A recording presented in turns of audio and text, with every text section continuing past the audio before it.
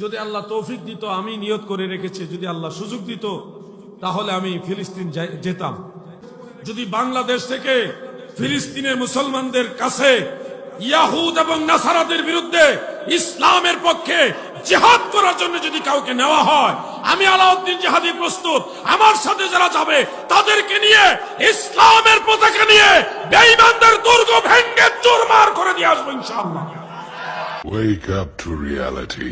কোন জায়গায় আমরা ফিলিস্তিনের কোন পতাকা দেখিনি, সব জায়গায় রাস্তার মধ্যে এটা বলার দরকার নাই, সমস্যা নাই। আমরা দখল করছে যে এই জিনিসটা বোঝানোর জন্য হার্ড করে বলেন না, সমস্যা আছে। আমরা কিছু বিধি নিষেধের কারণে অনেক কথা বলবো না, সবকিছু ফেসবুকে বলবেন না, সবকিছু আপনি অফ থাকেন, সমস্যা ফেস লাগাবেন আপনি। আমরা কিছু বিধি নিষেধের কারণে অনেক কথা বলবো না, দেশে এসে আপনাদের কিছু শেয়ার করবো ইনশাআল্লাহ।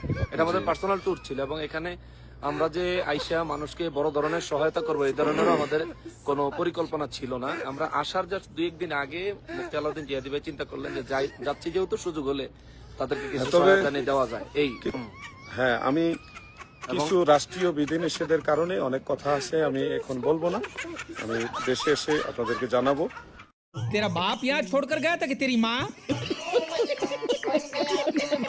মসজিদে আকসাকে হেফাজত করবার জন্য 57টি মুসলিম দেশের সম্মিলিত সেনাবাহিনী নিয়োগ করো।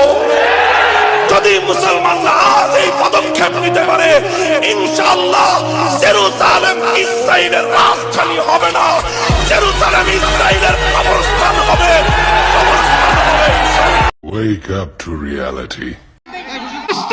ফিলিস্তিন ফ্রি ফ্রি ফ্রি ফ্রি। এখন আজকের এই মহা জনসমুদ্রে